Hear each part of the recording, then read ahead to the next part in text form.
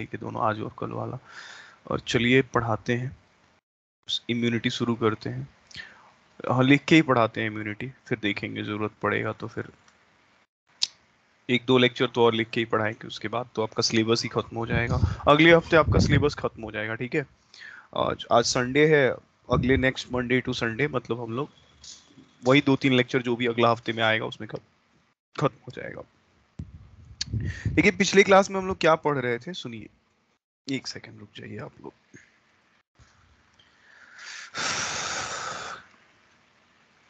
तो पिछले क्लास में हमने इम्यूनिटी स्टार्ट किया था। इम्यूनिटी के अंदर हमने क्या पढ़ा था, ध्यान दीजिएगा। इम्यूनिटी के अंदर हमने जो पढ़ाई करी थी वो हम लोग नॉन स्पेसिफिक इम्यूनिटी शुरू कर रहे थे। इसमें हमारे सिलेबस में मैंने कह दिया था कि इन्फ्लामेटरी बैरियर जो है सिलेबस में नहीं है। तो एक एक करके सारे बैरियर्स के बारे में समझाते हैं। नॉन स्पेसिफिक इम्यूनिटी के बारे में हम आपको बताए थे कि ये जो इम्यूनिटी होता है ये किसी भी फॉरेन एजेंट के लिए स्पेसिफिक नहीं होता है, जन्मजात होता है और हमेशा आपकी बॉडी को बचाने के लिए मौजूद रहता है। एक एक करके इसके बारे में हम लोग पढ़ा जाए। सबसे पहले इसमें जो है हमारा वो है फिजिकल बैरियर। तो चलिए शुरू करते हैं। फिजिकल बैरियर लिख के पढ़ाते हैं। थोड़ी सी यहाँ दिक्कत ही होती है लिख के पढ़ाने में, बट कोई बात नहीं। चलिए तो पहले तो पेज बैकग्राउंड ब्लैक करें, बीच में एक बार ब्रेक लेंगे तो याद दिलाइएगा, अटेंडेंस भी भेज देना है। देखिए हम लोग जा रहे हैं सबसे पहला पढ़ने। एक सेकंड जरा आप लोग रुकना, बस एक मिनट रुकना, थोड़ा हम एडजस्ट हो ले अच्छे से।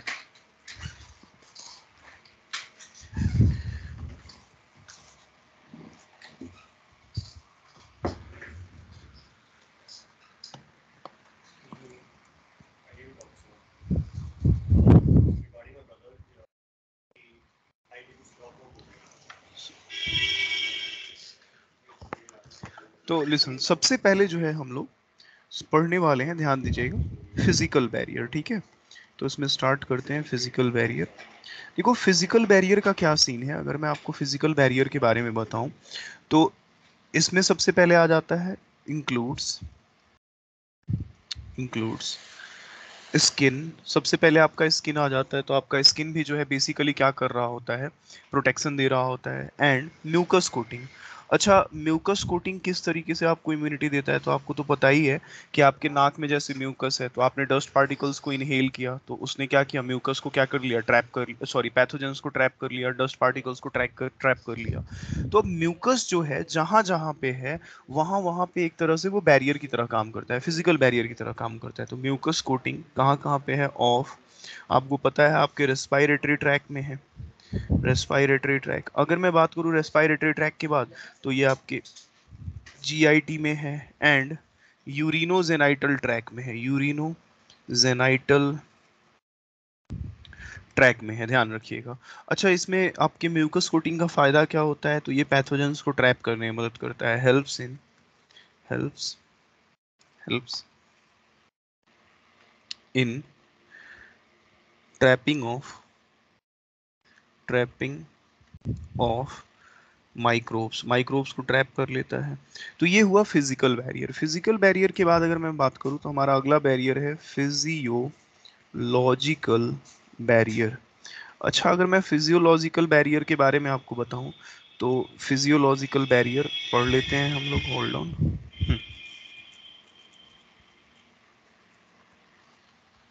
देखिए फिजियोलॉजिकल बैरियर में क्या आ जाता है, तो इंक्लूड्स क्या क्या आ जाता है, इंक्लूड्स सबसे पहले आ जाता है आपके पेट में जो एसिड है, एसिड इन स्टोमक आ जाता है। तो आपके पेट का एसिड जो है, जैसे आप खाना खाएं तो खाने में कोई पैथोजन है, गंदी हाथ से खाना खा लिए, उसको मार देता है, acid in stomach. And lysozyme, आपको पता है आपके सलाइवा में, आपके आंसू में लाइसोजाइम है। लाइसोजाइम जो होता है वो होता है एंटीबैक्टीरियल। तो अगर मैं आपको बताऊं कि लाइसोजाइम है प्रेजेंट प्रेजेंट इन कहाँ कहाँ, तो आंसुओं में, आपके टीयर में, सलाइवा में एंड स्वेट में। तो पेट का एसिड जो है वो पैथोजेंस को मारता है, ध्यान रखिएगा। इसके बाद अगर मैं आपसे बात करूं तो नेक्स्ट है हमारा सेलुलर बैरियर। ये थोड़ा इंपॉर्टेंट है, यहाँ से सवाल पूछा जाता है। सवाल तो फिजिकल और फिजियोलॉजिकल में ही पूछा जाता है। दिक्कत ज्यादा होता है उसमें, फिजिकल और फिजियोलॉजिकल में लोग फंसते हैं, सेलुलर बैरियर। अच्छा, सेलुलर बैरियर को ही हम लोग फैगोसाइटिक बैरियर कहते हैं, फैगोसाइटिक बैरियर भी कहते हैं इसको। सेलुलर बैरियर में आपकी बॉडी के कुछ फेमस सेल्स आ जाते हैं जो आपको इम्यूनिटी देने का काम कर, थोड़ा ये गेट लगा के बाहर से वो कुर्सी लगा दीजिएगा। सेलुलर बैरियर की अगर मैं बात करूं तो इसमें आ जाता है इंक्लूड्स क्या आ जाता है, कुछ famous phagocytic cells, phagocytic cells. अच्छा, फैगोसाइटिक सेल्स जो हैं आपको पहले से पता हुआ है, मैं आपको बता दूं फैगोसाइटिक सेल्स में कौन आ जाता है। एग्जाम्पल मैं अगर बता दूं आपको, तो एक तो आ जाता है मोनोसाइट्स, ठीक है। फिर आ जाता है आपका न्यूट्रोफिल, मोनोसाइट्स एंड न्यूट्रोफिल आ जाता है। न्यूट्रो, एक तो ये हो गया न्यूट्रोफिल। फैगोसाइटिक सेल का आपको मतलब पता है, ये खा जाते हैं पैथोजन को, ईट्स पैथोजेंस।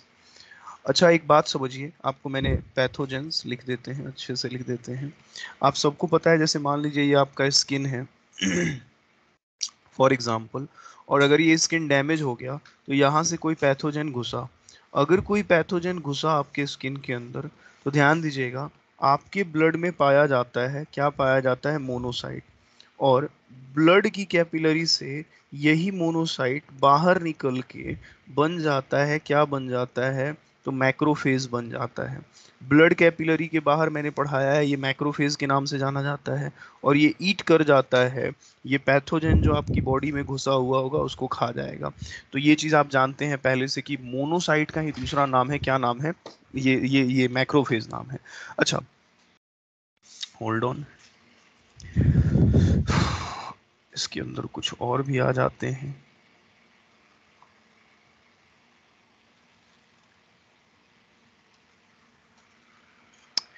अच्छा, न्यूट्रोफिल का ही एक और नाम है, पीएमएनएल सेल नाम है। बताइए तो पीएमएनएल का फुल फॉर्म क्या होता है, पीछे हम पढ़ाए हुए हैं। पीएमएनएल का फुल फॉर्म क्या होता है, क्या होता है, पॉलीमॉर्फोन्यूक्लियर ल्यूकोसाइट, ठीक है। क्यों नाम पड़ा वो तो पता है आपको, पढ़ाए थे ना। क्यों नाम पड़ा, क्योंकि इसके न्यूक्लियस में क्या देखने को मिलता है, पॉलीमॉर्फिज्म, कई सारे लोब्स देखने को मिलते हैं, याद है पढ़ाया था मैंने। Yes sir.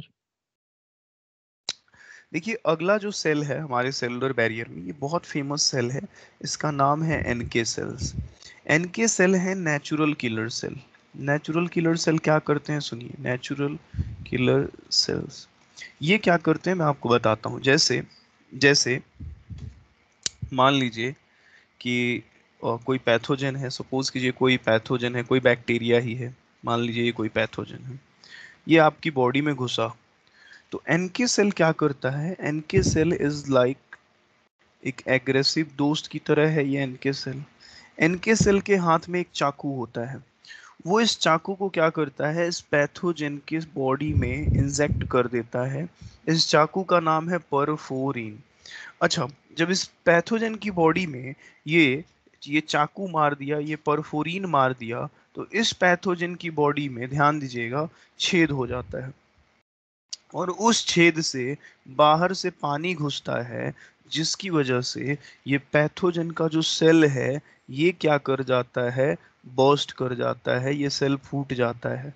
तो एनके सेल्स जो है एक प्रोटीन सिक्रीट करते हैं, उस प्रोटीन का नाम है परफोरिन। परफोरिन क्या करता है, पैथोजन के सेल में छेद कर देता है, और वो छेद की वजह से उस पैथोजन के सेल में क्या घुसता है, पानी घुसता है, और पानी घुसने की वजह से सेल फट जाता है। क्लियर है ये बात। Yes sir. ये सिक्रीट करता है, secrete perforin perforin protein which causes lysis of cell। तो ये सेल का लाइसिस कर देता है। अच्छा, अगर मैं साइटोकाइन बैरियर के बाद बात करूं, सॉरी हाँ, सेलुलर बैरियर के बाद बात करें, तो हमारा अगला जो बैरियर है वो है चौथा और आखिरी नंबर आपको जो पढ़ना है, उसका नाम है साइटोकाइन बैरियर। Cytokine barrier. अब साइटोकाइन बैरियर की अगर मैं बात करूं तो ध्यान दीजिएगा आप लोग खूब सारा फिल्म देखते होंगे। जैसे मान लीजिए फिल्मों में आपने क्या देखा होगा, जैसे मान लीजिए ये एक बंदा है, ये एक दूसरा बंदा है, ठीक है, ये एक तीसरा बंदा है, तीन लोग हैं, ठीक है, तीनों दोस्त हैं। अच्छा, ये तीनों दोस्त हैं, आप फिल्मों में क्या देखते हैं कि भाई जो हीरो का दोस्त होता है, विलेन उसको मार भी देता है, फिर भी वो मरते मरते अपने दोस्त को बचा लेता है, कुछ ना कुछ बोल के। कैसे बचा लेता है, तो आप लोग जानते हैं, भाई उसको बता दिया, फोन कर दिया कि हाँ भाई हम मर रहे हैं, तुम बच जाना। बिल्कुल उसी तरह से आपका जो है, ये साइटोकाइन बैरियर होता है। साइटोकाइन बैरियर में क्या होता है, मैं आपको समझाता हूँ, देखिए। मान लीजिए आपकी बॉडी पे कोई पैथोजन हमला किया, ठीक है, कोई पैथोजन हमला किया, और उसने क्या किया, आपके शरीर के नॉर्मल सेल पे हमला कर दिया। ये आपकी बॉडी के नॉर्मल सेल थे, और ये था कोई वायरस, ये था कोई वायरस, और उसने इस सेल पे अटैक किया। तो अटैक किया तो ये जो सेल है, ये बन गया वायरस इन्फेक्टेड सेल। अब इस सेल को पता है कि मैं वायरस इन्फेक्टेड हो चुका हूँ, कुछ दिन में जो मेरे पड़ोसी दोस्त हैं उनमें भी इन्फेक्शन हो जाएगा। अब होगा क्या कि इसने आके इस पे इसको इन्फेक्ट किया। अब ये वायरस इन्फेक्टेड सेल मरते मरते अपने दोस्तों को बचाएगा कैसे, तो ये सिक्रीट करता है इंटरफेरॉन। इंटरफेरॉन एक तरह का ग्लाइकोप्रोटीन है, ये एक एंटीवायरल कंपाउंड है। अच्छा, इंटरफेरॉन क्या वायरस को मारता है, क्या इसके दोस्तों को बताता है, तो कह रहा है नहीं। इंटरफेरॉन क्या करता है, वो वायरस के रेप्लिकेशन को स्लो डाउन कर देता है, स्लो डाउन वायरल रेप्लिकेशन। जब वायरस की मल्टीप्लिकेशन को स्लो डाउन कर देता है, तो आपके इम्यून सिस्टम को वक्त मिल जाता है, वायरल इन्फेक्शन से बचने का ज़्यादा टाइम मिलता है, और आपकी इम्यून सिस्टम तगड़े तरीके से रिस्पॉन्ड करती है। तो एक्चुअली इंटरफेरॉन कभी भी पैथोजन को मारता नहीं है। ये नहीं जाके आपके सेल को कहा कि भाई इन्फेक्शन हो गया है, बल्कि मरते मरते गुंडा को यानी वायरस को कुछ ज़्यादा देर तक रोक देता है, उसको मल्टीप्लाई नहीं करने देता है, तो आपका इम्यून सिस्टम प्रॉपरली रिस्पॉन्ड करता है, और इससे इसको ज़्यादा नुकसान नहीं पहुंचता है। तो आपको क्या पढ़ना है, ध्यान दीजिएगा। साइटोकाइन बैरियर में पढ़ना है इंटरफेरॉन। इंटरफेरॉन अभी अभी बता रहे हैं, एक तरह का ग्लाइको प्रोटीन है। कहाँ से सिक्रीट होता है, is secreted by, is secreted by virus infected cell. है क्या ये चीज, है क्या ये चीज, is anti viral and protects non-infected cells from virus. तो ध्यान दीजिएगा, और इसका काम करने का तरीका क्या आपको पता चला, कि इंटरफेरॉन जो है वो वायरल रेप्लिकेशन को क्या कर देता है, जरा बताइए तो, स्लो डाउन कर देता है। क्लियर है ये बात, बोलिए तो। Yes, ठीक sir. है। तो हमने जो है अपने चारों बैरियर पढ़ लिए, आपके काम लायक चारों बैरियर पढ़ा दिया गया है। देखिएगा ध्यान से। सबसे पहला था फिजिकल। फिजिकल में स्किन और म्यूकस आ जाता है। फिजियोलॉजिकल में एसिड आ जाता है आपके स्टमक में, लाइसोजाइम आ जाता है। सेलुलर में फैगोसाइटिक सेल्स आ जाते हैं, और साइटोकाइन में इंटरफेरॉन आ जाता है। अब 1 मिनट रुक जाइए, जरा अटेंडेंस भी भेज दे, तब तक आप लोग पढ़िए, और हम पानी भी पी ले, फिर पढ़ाते हैं।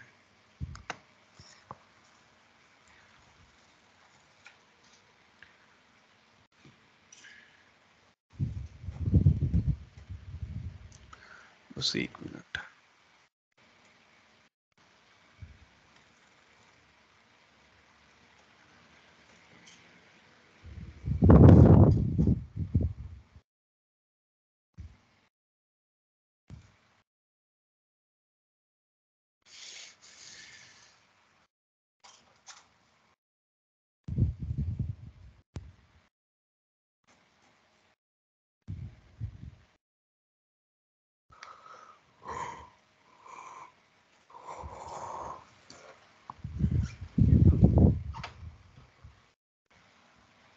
अरे यार, 1 मिनट रुको तुम लोग, व्हाट्सअप बस खुले।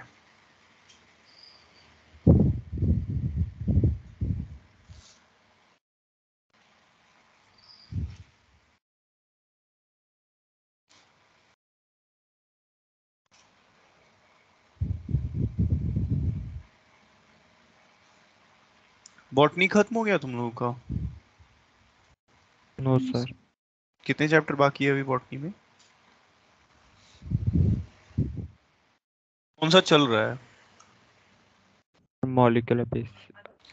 जेनेटिक्स तो शायद हो गया है, रिप्रोडक्शन इन फ्लावरिंग प्लांट भी हो गया है ना, यस सर। Yes sir. और मॉलिक्यूलर चल रहा है। तो मॉलिक्यूलर के बाद तुम लोग सीधा जाओगे इकोलॉजी, अच्छा ये microbes in human welfare strategies, और तब जाओगे यस इकोलॉजी यूनिट में, है ना। तो 4 चैप्टर इकोलॉजी के, माइक्रोब्स एक, स्ट्रेटजीज एक, 6 चैप्टर बाकी हैं। Yes sir. Yes sir. Organism and population बड़ा है, सेकंड इकोलॉजी यूनिट बड़ा है, मतलब उसमें एनसीईआरटी से बड़े ही शानदार क्वेश्चंस आते हैं, वो दोनों चैप्टर बड़ा है।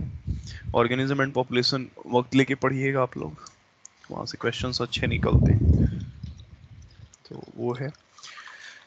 तो ठीक है, बॉटनी चलेगा, जूलॉजी अगले हफ्ते खत्म हो जाएगा, ठीक ही है। बाकी फैकल्टीज को लेक्चर ज़्यादा मिलेगा। अगर हम आएंगे तो पीछे का कोई डाउट पूछ लीजिएगा अगर क्लास लगी तो। हम्म, हमारा जो है इननेट इम्यूनिटी समाप्त है, नॉन स्पेसिफिक इम्यूनिटी समाप्त है, ये हो चुका है। अच्छा, अब टेक्निकली हमें क्या पढ़ना है? स्पेसिफिक इम्यूनिटी पढ़ना है, जिसको हम लोग इम्यूनिटी का सेकंड टाइप कह रहे थे, जिसमें हम लोग को एक्वायर्ड इम्यूनिटी, जैसे आपको याद होगा पिछली क्लास में हम बोले थे कि इननेट इम्यूनिटी के बाद हमें दूसरी स्पेस इम्यूनिटी पढ़नी है, स्पेसिफिक। स्पेसिफिक के 2 टाइप होते हैं, एक होता है एक्टिव इम्यूनिटी, एक होता है पैसिव। और एक्टिव के 2 होते हैं, एक सेलुलर और एक ह्यूमरल, वो छोड़ दीजिए, हम लोग स्पेसिफिक पढ़ेंगे।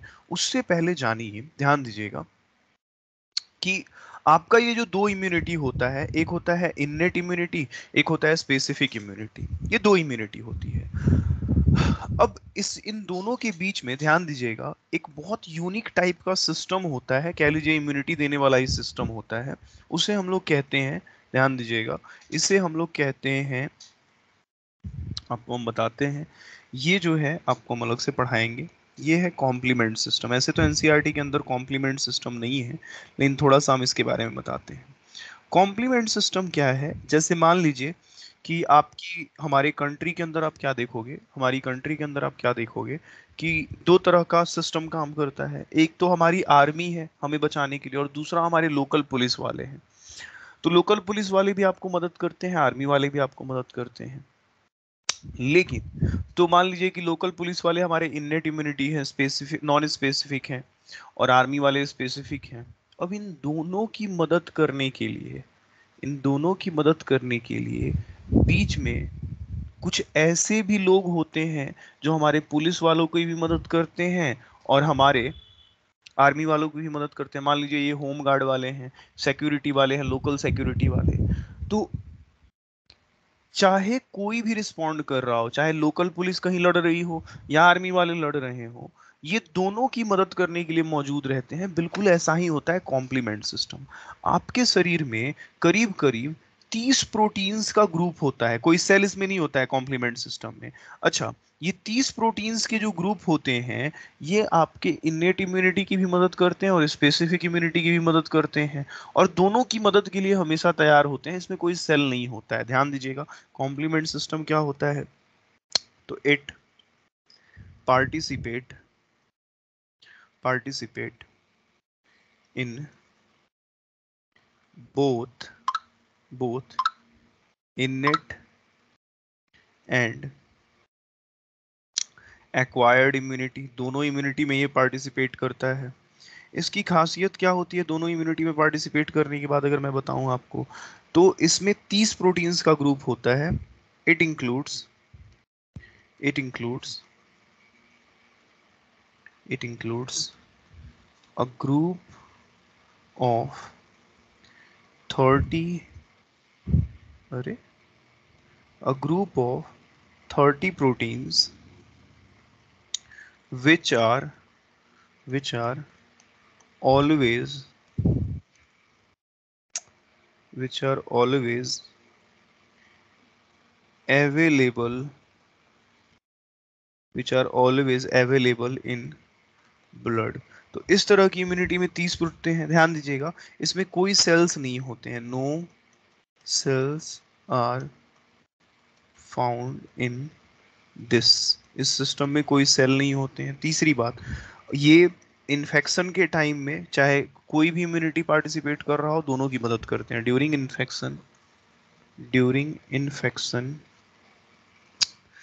इन्फेक्शन डिस्ट्रॉयज पैथोजन, ये पैथोजन को डिस्ट्रॉय करते हैं।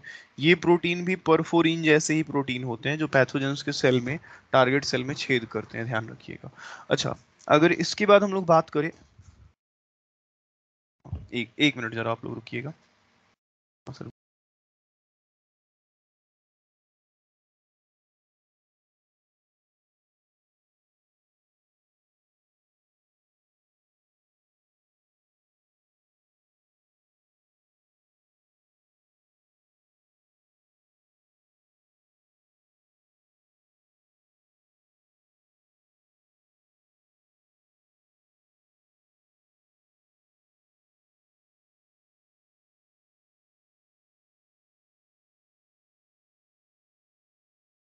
अब जो है हम लोग दूसरी, सोनू सर थे, सोनू सर थोड़ा जा रहे थे तो बस वही उन्हीं से बात हम करने लगे थे। देखिए, अब जो हमारी दूसरी इम्यूनिटी है, ध्यान दीजिएगा, ये है, ध्यान दीजिएगा, ये है। चलिए इसको अगले पेज पे हम आपको पढ़ाते हैं, डिटेल में पढ़ाएंगे, कोई दिक्कत नहीं है। ये हमारी जो इम्यूनिटी है, ये है हमारी B number. This is specific, नाम का भी मतलब समझेंगे। स्पेसिफिक, इसी को हम लोग कहते हैं एक्वायर्ड इम्यूनिटी, इसी को कहते हैं हम लोग एडॉप्टिव इम्यूनिटी। अच्छा, क्या है ये इम्यूनिटी, आपको डिटेल में हम समझाएंगे, इसके बारे में आप चिंता नहीं कीजिए। देखिए, अगर आपको हम इसके बारे में समझाएं, ध्यान दीजिएगा,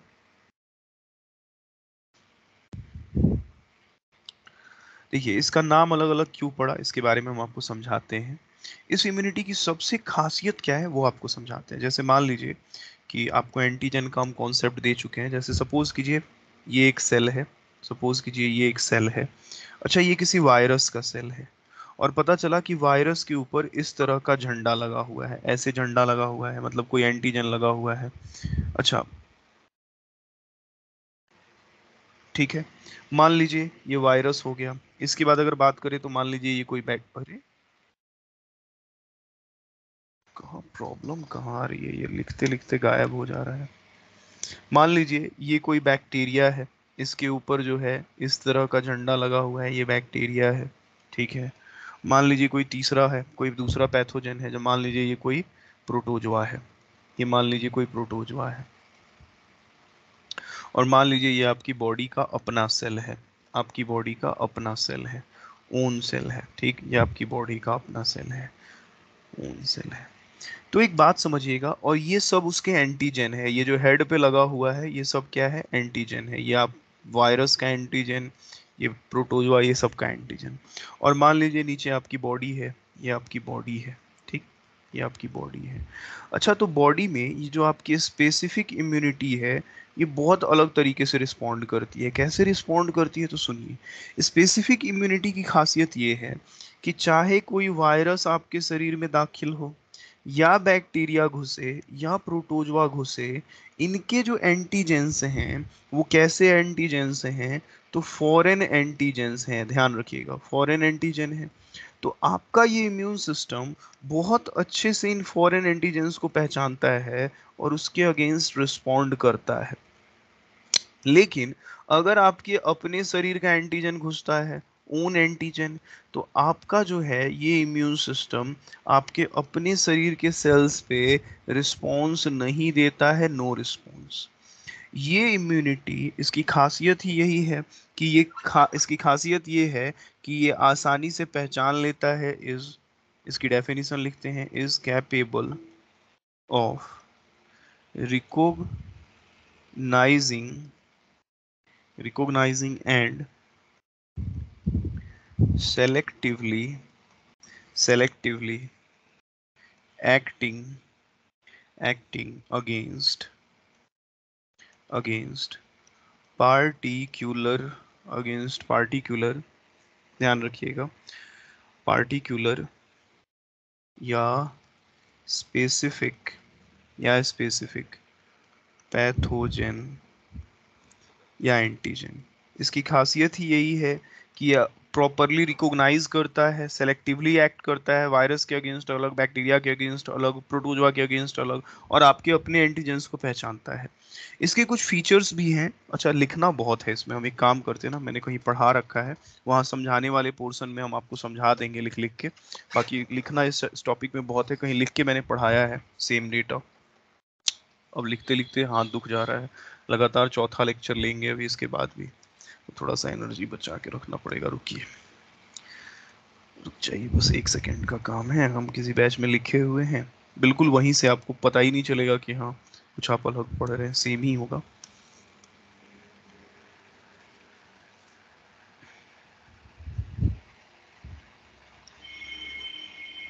हाँ, तो यहाँ क्या है, हम लोग बात कर रहे थे हमारे स्पेसिफिक इम्यूनिटी के फीचर्स पे। तो अगर मैं फीचर्स की बात करूँ, ध्यान दीजिएगा, अगर मैं फीचर्स की बात करूँ तो इसका सबसे पहला फीचर है स्पेसिफिसिटी। स्पेसिसिटी की क्या बात है, ये अलग अलग मॉलिक्यूल्स के बीच में, फॉरेन मॉलिक्यूल्स के बीच में भी डिफरेंशिएशन करता है। वायरस में अलग, वायरस के एंटीजन को पहचान लेगा, बैक्टीरियल एंटीजन को पहचान लेगा, मतलब हर तरह में डिफरेंशिएशन कर लेगा। डाइवर्सिटी देखने को मिलती है, बोर्ड वाले स्टूडेंट्स को ये सब लिखने आता है। डाइवर्सिटी में मतलब ये बहुत सारे मॉलिक्यूल्स के बीच में, डाइवर्सिटी के बीच में भी आसानी से ये पहचान लेता है। इसकी सबसे खासियत ये है, discrimination between self and non self.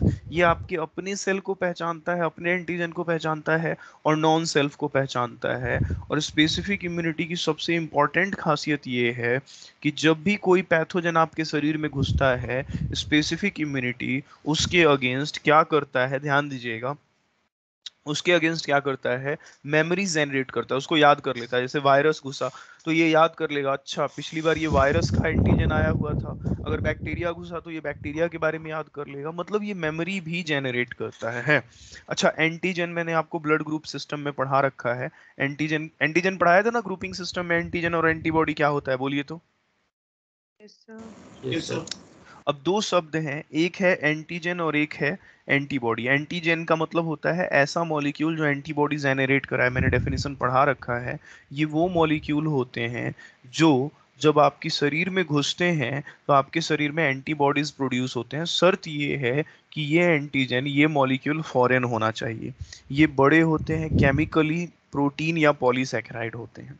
आगे आते हैं, एंटीजन कहाँ पाया जाता है, तो सेल के सरफेस पे, बैक्टीरिया के सरफेस पे, वायरस के कोट पे, फूड आइटम पे, ड्रग्स पे, पॉलन पे, ब्लड फ्रॉम अदर इंडिविजुअल। जैसे अगर मेरा ब्लड है तो उस पे ए एंटीजन है, हो सकता है आपका ब्लड ग्रुप बी है तो उस पे बी एंटीजन पाया जाता है। तो ये जगह होते हैं जहाँ एंटीजन्स पाए जाते हैं। अब एक बात समझो, जैसे हमारा इंडिया है और हमारी मान लीजिए कि हमारी स्पेसिफिक डिफेंस सिस्टम है। अच्छा, वो तैयार बैठी हुई है कि कोई बाहरी आदमी घुसेगा तो उसको मार देंगे। कोई पाकिस्तानी घुसा, उस पे हमारा डिफेंस सिस्टम हमला कर दिया। कोई चाइनीज घुसा, उस पे हमला कर दिया। लेकिन वहीं पे कोई नेपाली आदमी हमारे यहाँ आया, तो हम लोग नेपालियों से लड़ाई नहीं करते, ना ही उनको हम लोग मारते हैं। नेपालियों को क्यों नहीं मारते हैं, बावजूद इसके कि नेपाली हमारे लिए फॉरेनर हैं, हमारा डिफेंस सिस्टम उसके लिए रिस्पॉन्स नहीं करता है।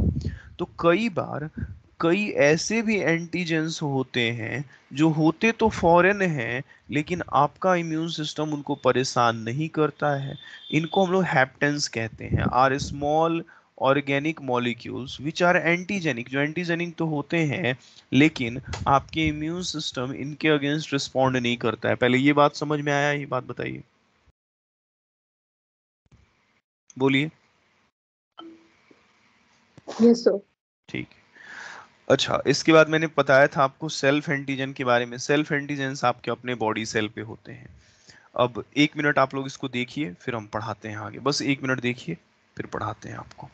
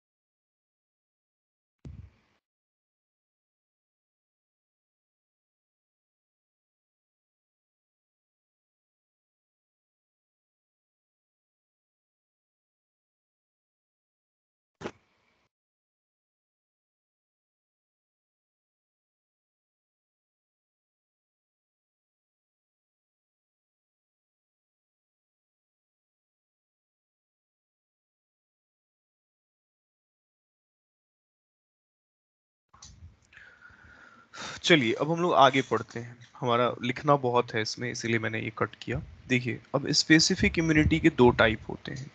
आप देखेंगे स्क्रीन पे मैंने लिखा है कि आपकी जो स्पेसिफिक इम्यूनिटी है इसके दो टाइप होते हैं। एक होता है एक्टिव इम्यूनिटी और एक होता है पैसिव इम्यूनिटी। देखिए अभी एक्टिव और पैसिव मैंने नहीं पढ़ाया है। फिर मैंने कहा है कि एक्टिव इम्यूनिटी के दो टाइप होते हैं, एक होता है सेल मेडिएटेड, एक होता है ह्यूमरल। तो पहले तो थोड़ा एक्टिव और पैसिव के बारे में जानिए, आगे और डिटेल पढ़ाएंगे। देखो जब भी तुम्हारे शरीर का अपना इम्यून सिस्टम लड़ता हो, तुम्हारे अपने एंटीबॉडीज लड़ते हो, तुम्हारा अपना इम्यून सिस्टम रिस्पॉन्स करता हो, तो इसको कहते हैं एक्टिव इम्यूनिटी। अब जैसे तुम लोग देखे, मान लो कि भाई हमारे यहाँ हम ये कोई छोटा मोटा डाकू सब चोर सब हमारे यहाँ हमला कर दिया, तो हमारे यहाँ की अपनी पुलिस लड़ती है। लेकिन कई बार टेररिस्ट अटैक होता है, जैसे आप लोग देखे थे मुंबई में हुआ था, महाराष्ट्र में। तो उस टाइम में लोकल पुलिस को साइड हटा के सीधा बाहर से आर्मी को बुलाया जाता है। अब सारा चार्ज आर्मी ले लेता है। जरूरी भी होता है, क्योंकि अगर लोकल पुलिस लड़ेगा तो हो सकता है वो टेररिस्ट को कंट्रोल ना कर पाए। ऐसा कई केस आपके शरीर में भी होता है। कई बार आपके शरीर में कुछ ऐसे इन्फेक्शंस लग जाते हैं जिनमें आपके पास वक्त नहीं होता है। अगर आपकी इम्यून सिस्टम लड़ने जाएगी तो हो सकता है आप मर जाइएगा। उस केस में हमें हमें बने बनाए एंटीबॉडीज की जरूरत होती है बाहर से। तो जब आपका इम्यून सिस्टम ना लड़े, आप बाहर बने बनाए एंटीबॉडीज ले लो और वो लड़ाई करे, तो वो पैसिव इम्यूनिटी कहलाता है, जो आगे पढ़ेंगे। फिलहाल हमें इसमें पढ़ना है सेल मेडिएटेड इम्यूनिटी और humoral immunity. Cell mediated immunity को टी लिम्फोसाइट रिस्पॉन्ड करता है। चलिए समझाते हैं। पहले बड़े ठंडे दिमाग से हम इसको सारा को डिलीट करते हैं और आपको 2 मिनट के अंदर हम समझाते हैं। ये सारा कुछ हम मिटा के 2 मिनट के अंदर आपको समझाएंगे, आप चिंता नहीं कीजिए। बस 1 मिनट आप लोग रुकिएगा। ये सारा कुछ हम मिटाते हैं और वापस से आपको समझाते हैं। इधर आइए। देखिए सेल मेडिएटेड इम्यूनिटी क्या होता है आपको हम समझाते हैं। जैसे आपकी सबसे पहले तो जानिए कि आपका डब्ल्यूबीसी कितने तरह का होता है। डब्ल्यूबीसी दो तरह का होता है, एक होता है ग्रैनुलो और एक होता है ए ग्रैनुलो। आप लोगों को पता है कि ए ग्रैनुलो दो तरह का होता है, एक होता है लिम्फो और एक कौन सा होता है, मोनो। दोनों। लिम्फोसाइट दो तरह के होते हैं, एक होता है टी लिम्फो और एक कौन सा होता है, बी बी। लिम्फो। देखिए बी लिम्फो पे हम बाद में बात करेंगे। टी लिम्फो जो है अभी ये अनडिफरेंशिएटेड होता है। अनडिफरेंशिएटेड का मतलब, जैसे मान लीजिए आप लोग 10th में थे तो आप लोग अनडिफरेंशिएटेड थे, 10th तक अनडिफरेंशिएटेड थे। लेकिन 10th के बाद क्या हुआ, तो 10th के बाद आप में चला डिफरेंशिएशन। अब आप ही के क्लास में अगर आपसे कोई पूछता था 10th में कि बताओ किस चीज के स्टूडेंट हो, साइंस के कि मैथ्स के कि एसएसटी के, तो आप कहते थे नहीं भाई हम तो सब कुछ के स्टूडेंट हैं, साइंस भी पढ़ रहे हैं मैथ भी पढ़ रहे हैं, कोई पार्टिकुलर स्पेशलाइजेशन नहीं है। लेकिन 10th के बाद आपने क्या किया, स्पेशलाइजेशन ले लिया। आप ही में से कोई आपका एक दोस्त जो है, ध्यान दीजिएगा, जैसे आप लोगों ने बायो ले लिया, आपका कोई दूसरा दोस्त मैथ्स ले लिया, आपका कोई तीसरा दोस्त कॉमर्स ले लिया और आप ही का कोई चौथा दोस्त आर्ट्स ले लिया। बिल्कुल उसी तरह से जैसे आपके ये टी लिम्फोस, जैसे ये आपके क्लास के स्टूडेंट्स डिफरेंशिएट कर गए, मतलब उन्होंने अपना भविष्य निर्धारित कर लिया। अब आपका भविष्य निर्धारित है कि आप एक मेडिकल स्टूडेंट हैं, आपके दोस्त का भविष्य निर्धारित है कि मैथ ले लिया तो इंजीनियरिंग स्टूडेंट है। उसी तरह से टी लिम्फोसाइट अपना भविष्य निर्धारित करके चार तरह के सेल में बदल जाता है। कौन कौन से सेल में, तो जो बायो है उसके नीचे हम लिख देते हैं हेल्पर सेल। जो दूसरा सेल किस में डिफरेंशिएट करता है, किलर सेल में। तीसरा सेल किस में डिफरेंशिएट करता है, तो सप्रेसर सेल में। और चौथा सेल किस में बदल जाता है वो, तो वो बदल जाता है सप्रेसर के बाद मेमोरी सेल में। अब ध्यान दीजिएगा इनके काम करने का तरीका क्या होता है। टी लिम्फोसाइट डिफरेंशिएट होने के बाद चार तरह के सेल में बदलता है। अब इसको आराम से हम लोग समझते हैं। जैसे मान लो कि तुम लोग सब चारों 10th के बाद तुम लोग सब दोस्त सब जो है अलग अलग स्टेट में पढ़ने चले गए। तुम आकाश में पढ़ रहे हो, तुम्हारा कोई दोस्त दूसरी जगह इंजीनियरिंग पढ़ रहा है, कोई कॉमर्स लिए हुए है दिल्ली में बैठा हुआ है, कोई आर्ट्स लिए हुए है। अब चारों दोस्त एक बार आए, मान लीजिए आप लोग चारों दोस्त घूमने आए इधर, जैसे मान लीजिए इधर आए वापस जम्मू अपना घूमने। तो ये आपका हेल्पर सेल वाला दोस्त हो गया। मान लीजिए ये वाला आपका किलर सेल वाला दोस्त है, ध्यान दीजिएगा ये किलर सेल है। मान लीजिए एक सप्रेसर सेल है, ये एक सप्रेसर सेल है। और मान लीजिए ये एक मेमोरी सेल है, ये बड़ा प्यारा सा सेल है। ये सप्रेसर है और ये मेमोरी है। ये 4 तरह के सेल हैं। अच्छा, आप लोग अपने जम्मू में कहीं घूम रहे थे, तब तक आप लोगों के स्कूल का कोई पुराना दुश्मन आप लोगों को मिल गया। कोई पुराना दुश्मन कैसे मिल गया? तो मान लीजिए आप लोगों को बाहर गए रोड पे घूमने, तब तक आप लोगों में से किसी एक दोस्त ने आपके पुराने दुश्मन को देख लिया, मतलब किसी पैथोजन को देख लिया। अब मान लीजिए ये दुश्मन था, ये पैथोजन था। अब जानते हैं आपके गैंग में बहुत सारे लोग होंगे जो पुराने दुश्मनों को देख के इग्नोर कर देते होंगे, लेकिन कई ऐसे लोग भी होते हैं जो दुश्मन को देखते ही बड़बड़ाने लगेगा। आप ही के दोस्त में से कोई एक दोस्त बड़बड़ाने लगेगा। ये काम करता है हेल्पर सेल। हेल्पर सेल इस दुश्मन को देखते ही बड़बड़ाने लगता है। बड़बड़ाने का मतलब उकसाने लगता है बाकियों को। ये देखो देखो, अपने एरिया में आ गया है भाई, ये तो दुश्मन है हमारा। अब वो उकसाता किसको है? तो वो उकसा देता है किलर सेल को।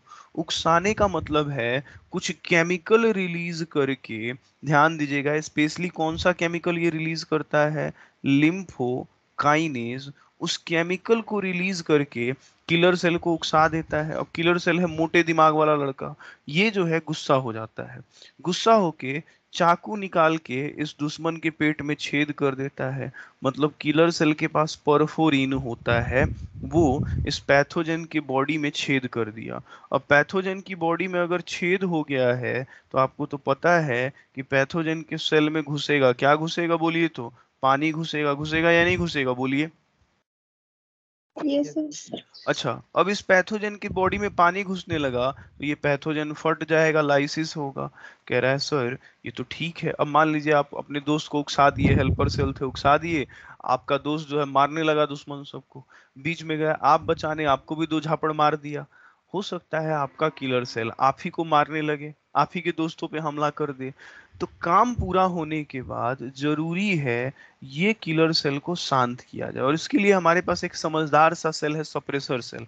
सप्रेसर सेल इस किलर सेल को समझाता है कि भाई मान जाओ, हो गया, उस सबको तो मार दिया गया, उस सब गुस्सा उस्सा शांत कर लो। सप्रेसर सेल लाख किलर सेल को समझाएगा, किलर सेल शांत नहीं होगा। क्यों? क्योंकि सप्रेसर सेल को उकसा रहा है हेल्पर सेल। तो ये सॉरी, किलर सेल को उकसा रहा है हेल्पर सेल, तो इस सप्रेसर सेल सबसे पहले हेल्पर सेल को शांत कराता है। उसे कहता है भाई तुम शांत हो जाओ, तुम ही इसको चढ़ा दिए हो, इसलिए लड़ाई कर रहा है, तो अब ये भी शांत हो जाएगा। तो आपका सप्रेसर सेल हेल्पर को भी शांत कराता है, किलर को भी शांत कराता है।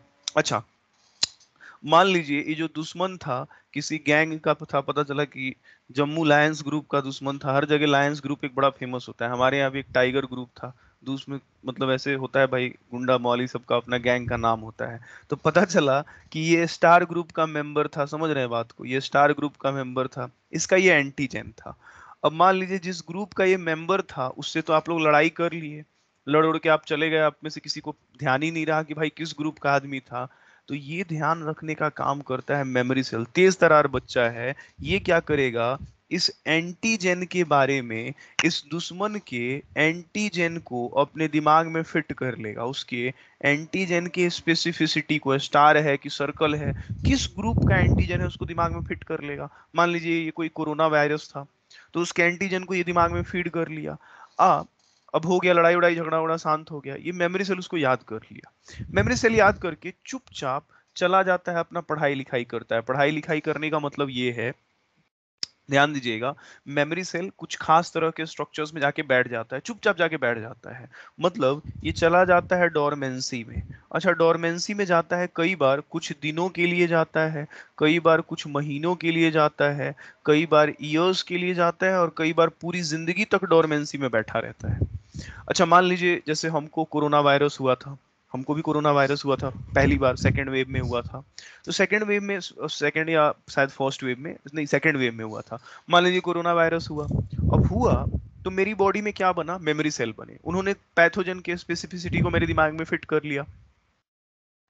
फिर अगले साल मतलब 2022 में, 2021 में भी हुआ, 2022 में, 2022 में फिर कोरोना वायरस मेरी बॉडी पे हमला कर दिया।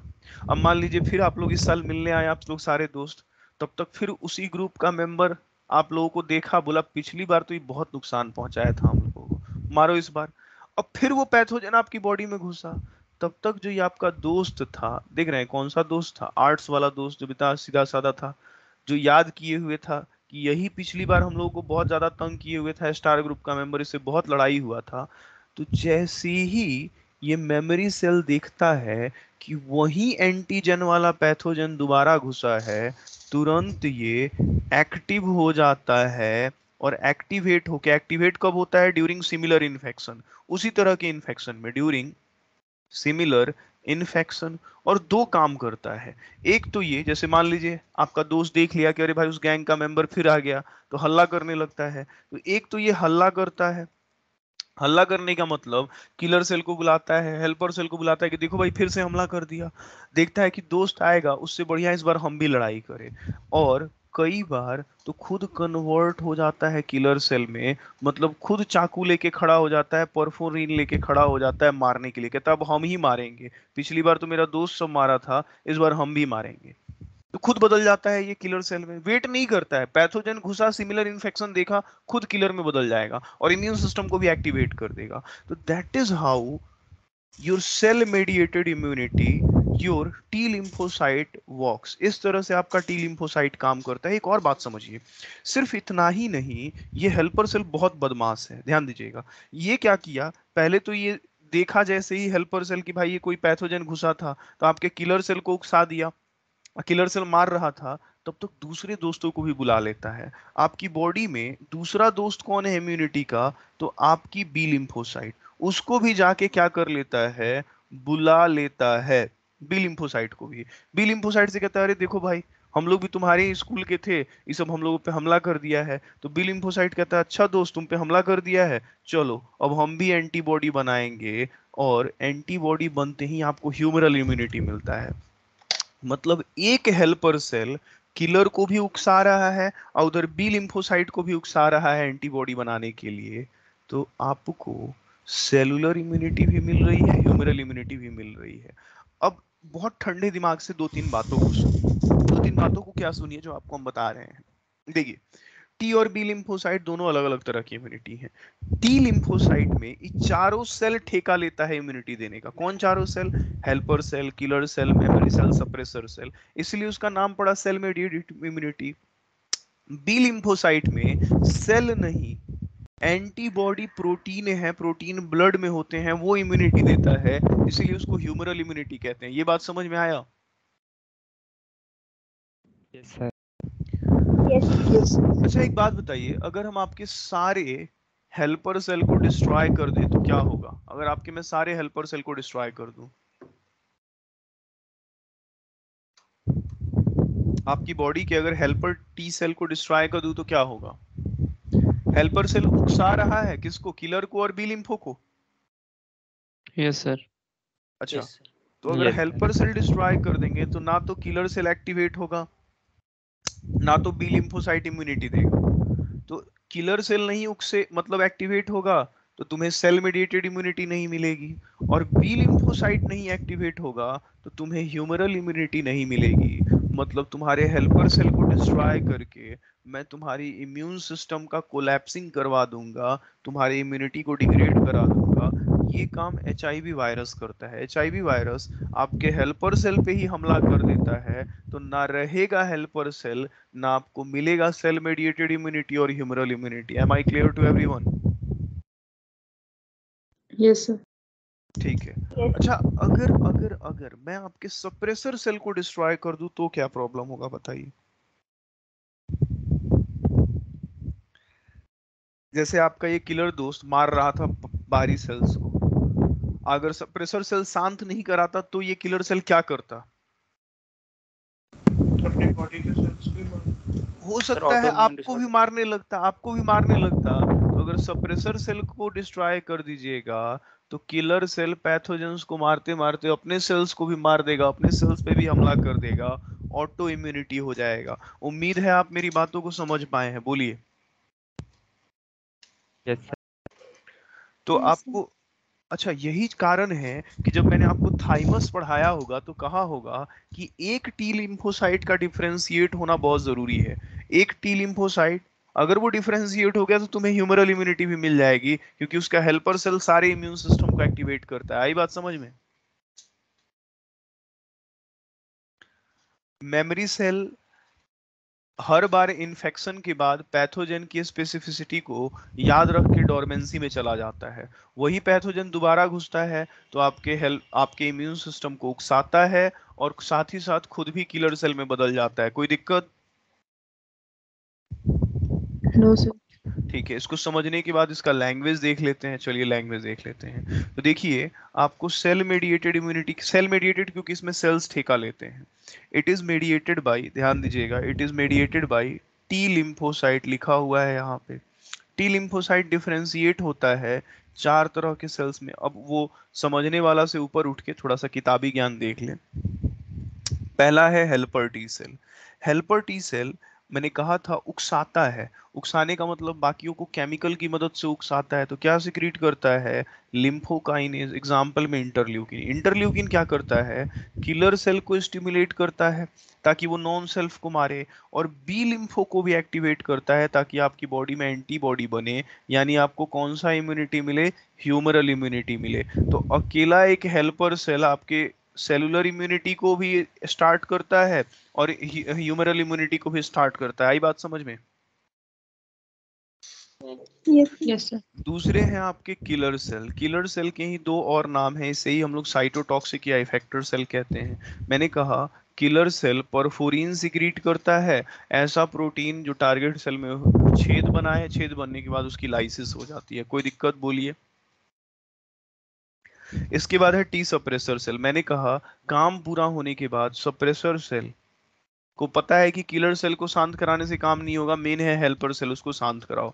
तो अगर उसको शांत करा देता है तो आपका इम्यून सिस्टम आप ही पे हमला नहीं करता है, ये बचाता है ऑटो इम्यूनिटी से।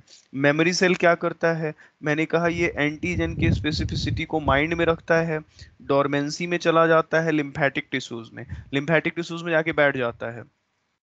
कब तक? Up to next similar antigenic infection. और जब तक वो दोबारा इन्फेक्शन ना हो तब तक बैठा हुआ रहता है। ये जिंदा रहता है कई बार कुछ महीनों तक, कई बार कुछ सालों तक, और कई बार पूरी जिंदगी तक। जितने दिन तक जिंदा रहेगा उस पीरियड में अगर वो पैथोजन दोबारा आएगा तो वो पैथोजन आपको ज्यादा नुकसान नहीं पहुंचा पाएगा, क्योंकि इसको पता है कि उससे कैसे लड़ाई करना है। बोलिए, समझ में आया? Yes sir. Yes sir. तो this was the story of cell mediated immunity. एक बार आप देखें इन चारों सेल का किताबी ज्ञान, बाकी मैंने इसको आराम से आपको समझा दिया है। अब हम लोग पढ़ेंगे थोड़ी देर में ह्यूमरल इम्यूनिटी। Hold on.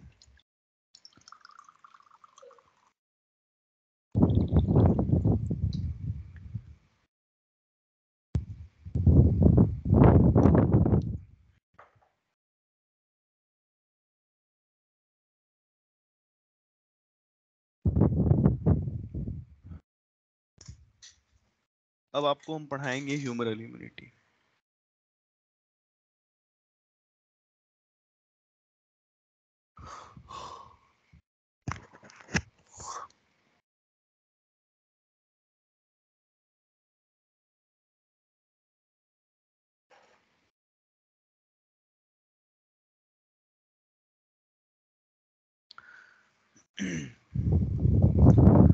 पढ़ाए, अच्छा इसका नाम सेल मेडिएटेड इम्यूनिटी क्यों पड़ा? क्योंकि इसमें सेल्स पार्टिसिपेट करते हैं। कोई दिक्कत? बोलिए। No sir. तो चलिए इसका दूसरा टाइप हम लोग पढ़ने जा रहे हैं, इसका नाम है ह्यूमरल इम्यूनिटी। देखिए ह्यूमरल इम्यूनिटी के बारे में आपके स्क्रीन पे लिखा हुआ है कि ये एंटीबॉडी मेडिएटेड इम्यूनिटी है। अच्छा, एंटीबॉडी बनाने का ठेका बी लिम्फोसाइट का है, तो बी लिम्फोसाइट बनाता है।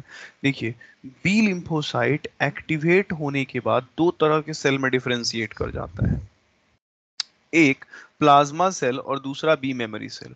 बी मेमोरी सेल बिल्कुल टी मेमोरी सेल की तरह होता है। ये भी लड़ाई के टाइम में जो बाहरी पैथोजन होता है उसके एंटीजन को याद रख लेता है और अगले इन्फेक्शन तक चुपचाप बैठा हुआ रहता है। प्लाज्मा सेल क्या करता है? तो आपको याद होगा कि प्लाज्मा सेल का न्यूक्लियस कैसा होता है, पहले ये बताइए। चक्के जैसा होता है, कार्डविल। पढ़ाए हैं कार्डविल से। बोलिए। Yes sir. ठीक है, एक तो ये बात हो गई। दूसरी बात, इसका फंक्शन क्या होता है? तो प्लाज्मा सेल कभी डिवाइड नहीं करता है, मतलब कभी भी डिवाइड नहीं होता है। डिवाइड ना करके ये आपके लिए बनाता है एंटीबॉडी। एंटीबॉडी वाई शेप का मॉलिक्यूल है। हर सेकेंड में ये 2000 से 20,000 एंटीबॉडी बनाता है। एंटीबॉडी बनने के बाद आपके ब्लड सर्कुलेशन में आता है, पैथोजन से इंटरेक्ट करता है, और इसीलिए इसका नाम पड़ा ह्यूमरल इम्यूनिटी, क्योंकि ये आपके ब्लड सर्कुलेशन में मौजूद होता है। कोई दिक्कत? No, sir.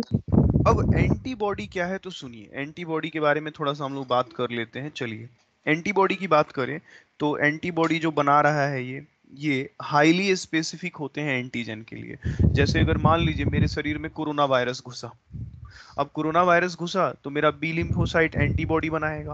अब वो एंटीबॉडी सिर्फ कोरोना वायरस के एंटीजन के अगेंस्ट काम करेगा।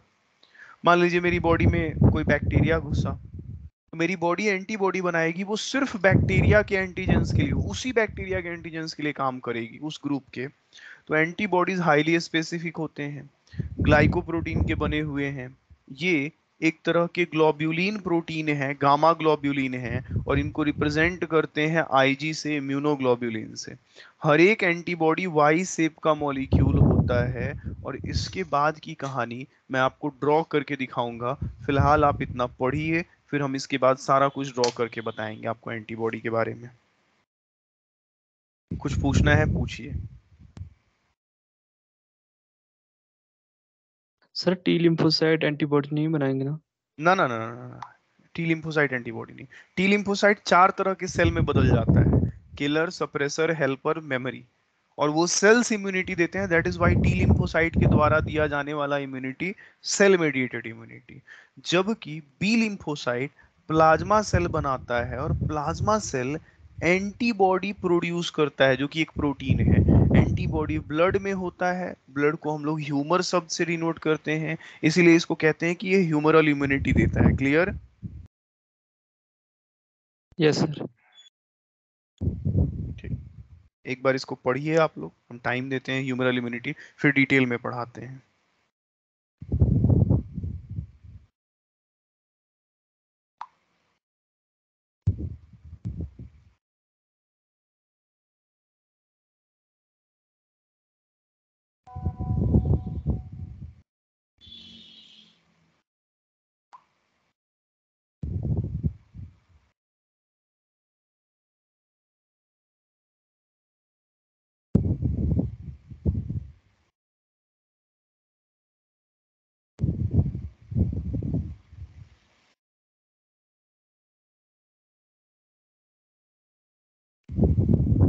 एक बार इसको पढ़िए, एंटीबॉडी पढ़ाते हैं।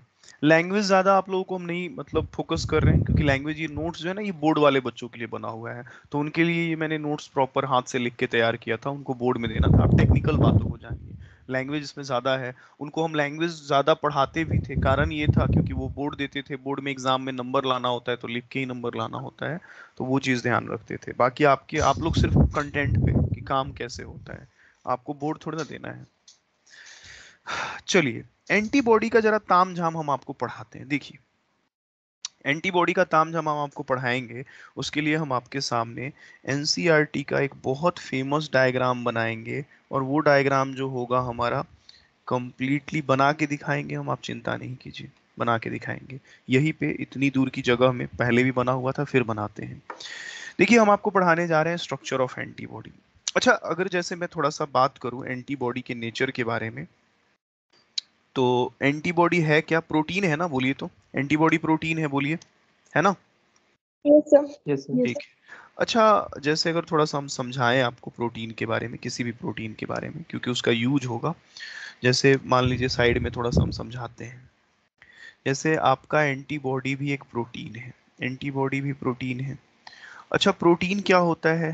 तो चेन होता है। किसका चेन होता है बोलिए तो? अमाइनो एसिड का, है ना?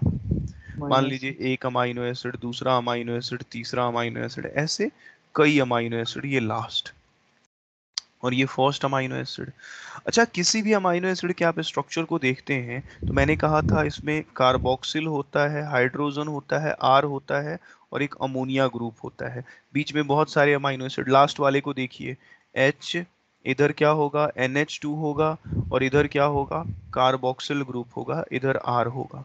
आपको पता है किसी भी प्रोटीन में दो ही टर्मिनल होते हैं, एक कौन सा टर्मिनल होता है बोलिए तो, लेफ्ट में N टर्मिनल, और राइट में कौन सा टर्मिनल होता है बोलिए तो। C terminal. तो ये तो हमने बायोमोलिक्यूल में भी पढ़ा है कि नहीं पढ़ा है बोलिए तो। Yes yes sir. तो आपके एंटीबॉडी में भी तो दो ही टर्मिनल होंगे, प्रोटीन का बना हुआ है, एक N टर्मिनल और एक कौन सा टर्मिनल बोलिए। C terminal. बहुत अच्छे। अब इधर आ जाइए, इधर आ जाइए। अब सवाल उठता है कि सर ठीक है, बहुत बढ़िया बात है, आप कह रहे हो कि एंटीबॉडी भी प्रोटीन है और इसमें भी दो टर्मिनल होंगे, एन और सी टर्मिनल, लेकिन एंटीबॉडी जो बना होता है वो बना होता है चार पॉलीपेप्टाइड चेन से, मतलब चार अमाइनो एसिड के चेन से। तो let me draw it first. सबसे पहले जानिए, इसमें जैसे आपके एंटीबॉडी में दो चेन्स जो हैं, वाई शेप का मॉलिक्यूल है, पहले तो जानिए आप लोग, वाई शेप का मॉलिक्यूल है, और इसमें टोटल चार पॉलीपेप्टाइड के चेन होते हैं, और इसमें जो दो चेन होता है वो लॉन्ग चेन होता है। जैसे ये एक चेन हम बना रहे हैं, ध्यान दीजिएगा, ये एक पॉलीपेप्टाइड चेन हुआ, इसमें ये एक एन टर्मिनल हुआ, ये एक सी टर्मिनल हुआ। बिल्कुल इसी तरह से, क्योंकि हमें वाई शेप का चेन बनाना है तो इधर भी एक टर्मिनल होगा, ध्यान दीजिएगा, इधर भी होगा, और ये भी रहा एक एन टर्मिनल, और ये रहा सी टर्मिनल। अच्छा, दो चेन्स जो होते हैं, टोटल चार चेन होते हैं, तो दो बड़े बड़े चेन होते हैं, ये और ये जो है बड़ा बड़ा होता है, तो इसे हम लोग हेवी चेन बुलाते हैं, नंबर में दो होते हैं।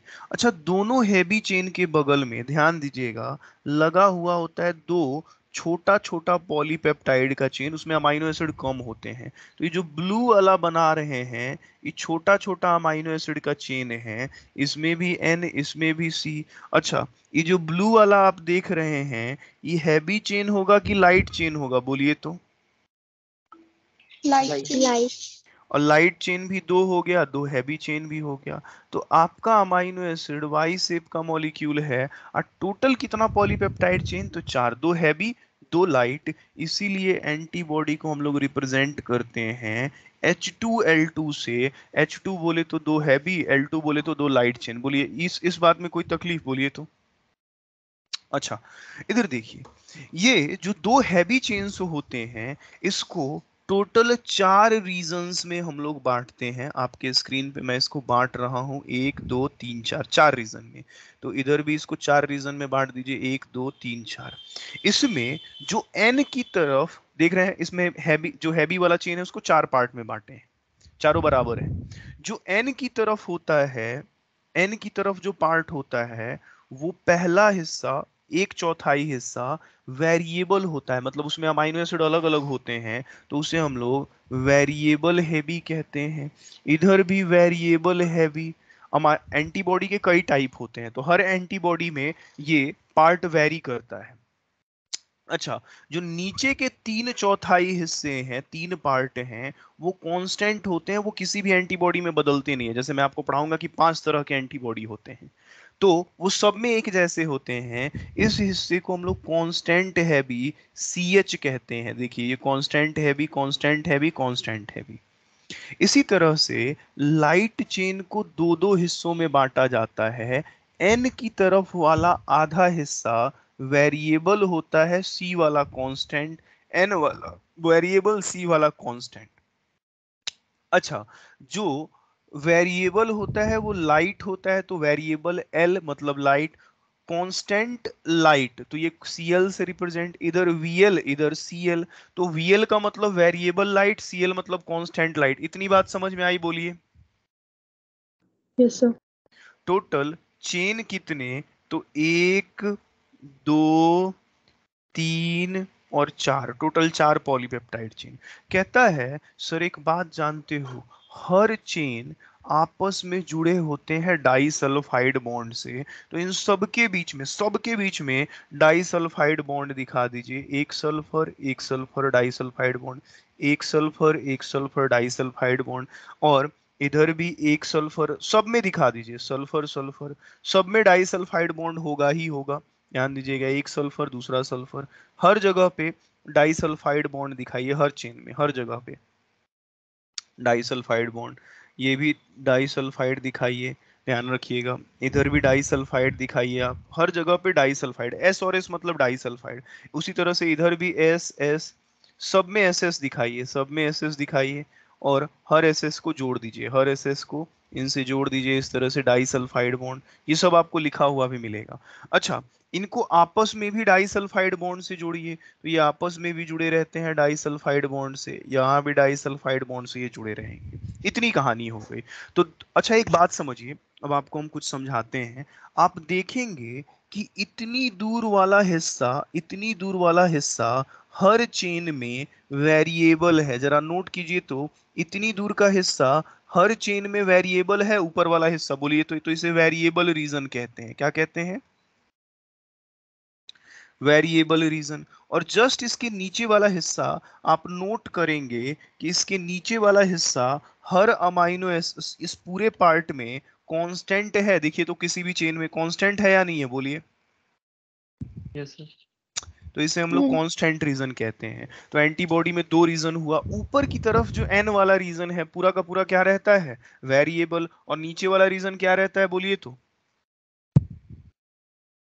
क्या रहता है? कांस्टेंट। कांस्टेंट। अब इधर आइए, जैसे अब इस एंटीबॉडी का काम क्या होता है वो हम आपको समझाते हैं, थोड़ा सा समझते हैं हम लोग इस बात को। जैसे मान लीजिए कि कोई पैथोजन है, सपोज कीजिए कोई पैथोजन है, ये कोई पैथोजन है।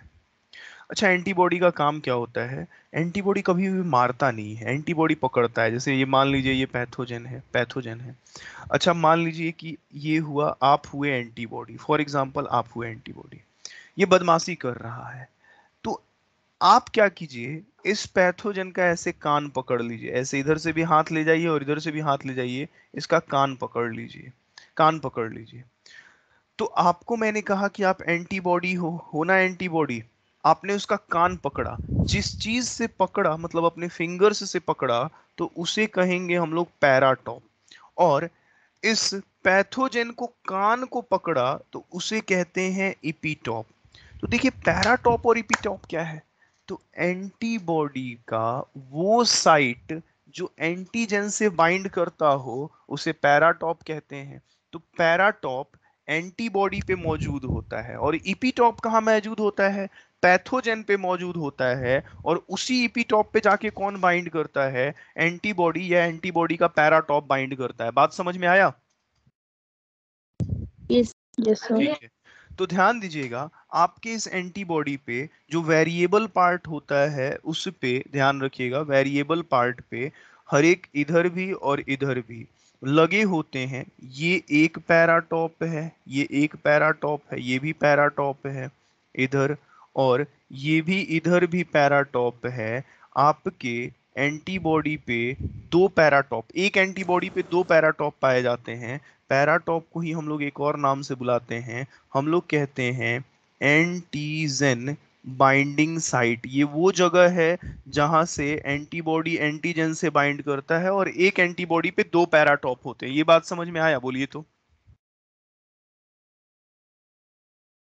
बोलिए। Yes sir.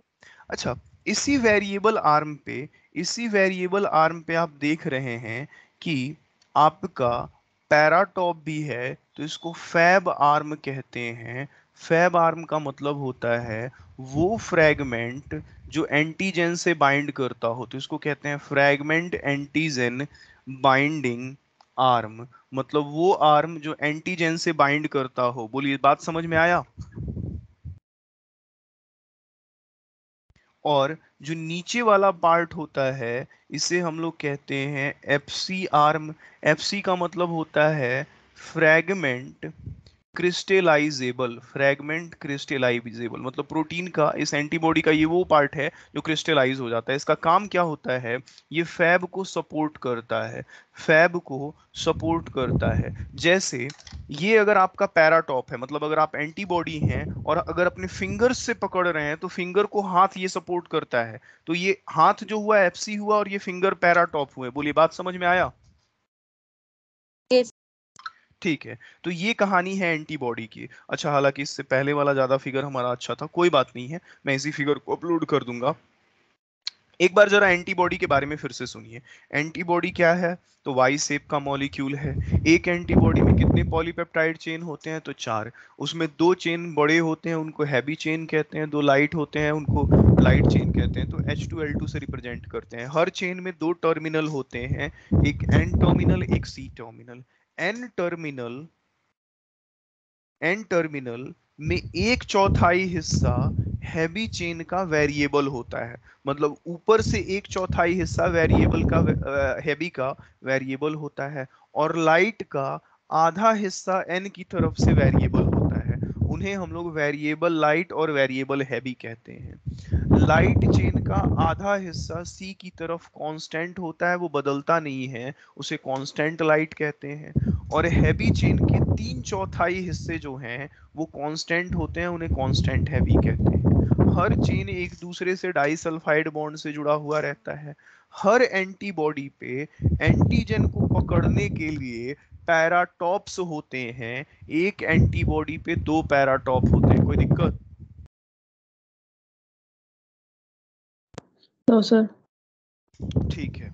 अब आइए इसी चीज को हम आपको लैंग्वेज के फॉर्म में दिखा देते हैं कि लैंग्वेज भी इसका लिखा हुआ है। तो आप जरा ध्यान दीजिएगा, बहुत ध्यान से सुनिए। यहाँ मैंने लिख रखा है हर एंटीबॉडी के बारे में। यहाँ पे हम पढ़ाए हुए हैं। क्या पढ़ाए हुए हैं? देखिए लिखा हुआ है कि हर एक एंटीबॉडी बना होता है 4 पॉलीपेप्टाइड चेन से, और वो चारों चेन हेल्ड होते हैं डाइसल्फाइड बॉन्ड से। अच्छा, इन 4 चेन में 2 हैवी चेन होता है, 2 लाइट चेन होता है। अच्छा, हैवी चेन का जो वजन होता है वो 50,000 डाल्टन होता है। लाइट चेन का वजन 25,000 डाल्टन होता है, सीधा आधा होता है।